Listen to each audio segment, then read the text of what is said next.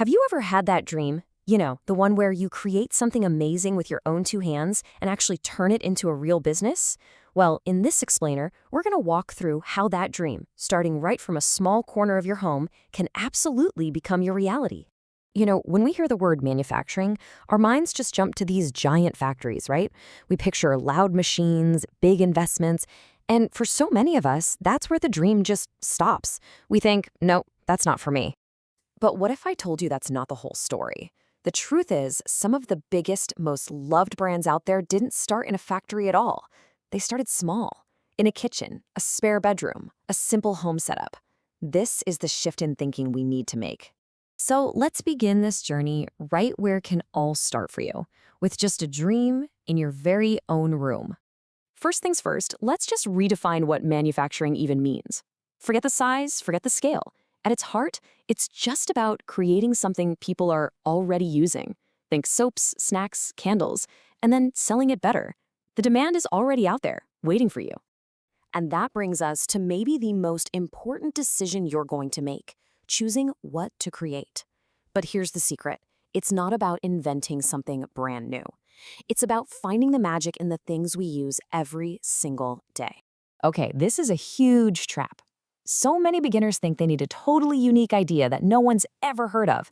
And while that sounds smart, it's actually incredibly risky. The much smarter approach, start with a product that has proven demand, something people already get and are already buying. So what kind of things are we talking about? Well, think about daily essentials. Lifestyle products like handmade soaps or beautiful scented candles, people use them up and buy more. Food and snacks, we eat every day. And customized gifts, they have this amazing emotional connection, which means people are willing to pay a little more. This little switch in your thinking is a complete game changer. Don't start by asking, what can I make? Instead, look around and ask, what are people in my circle, in my community, already buying over and over again? That, right there, is where your real opportunity is hiding. So you've got your idea. Awesome. Now it's time to actually make something, your very first and I mean very small batch. This is all about taking action, but doing it the smart way. But hang on, be careful. This is another one of those moments where so many beginners stumble. They get really excited and they invest in a ton of product, fancy packaging, big expectations, all before they've even sold one thing. And if it doesn't sell, that's a huge, painful loss. The answer is to think small, like really small. Your first test batch should be just 20 to 50 units. That's it. This isn't your final business launch. This is just a test. It keeps the risk low and takes all the pressure off. And this is your secret weapon. It's called the feedback loop. You create that small batch, sell it to people you know, and then you ask them for their brutally honest opinion. What could be better? Would you actually buy this again? I'm telling you, their answers are worth more than any business plan you could ever write. Okay, so you've used that feedback, you've improved your product, and it's ready. Now, how do you sell it? Well, in today's world, you don't need a store.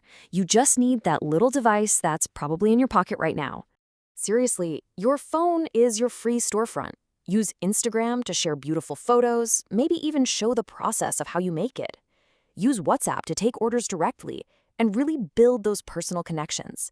You get a direct line to your customers with zero rent to pay. It's incredible. So what's the price tag on getting this dream started? How much does it really cost? You might be surprised. We're talking about a starting investment of roughly $100 to $400. That's it.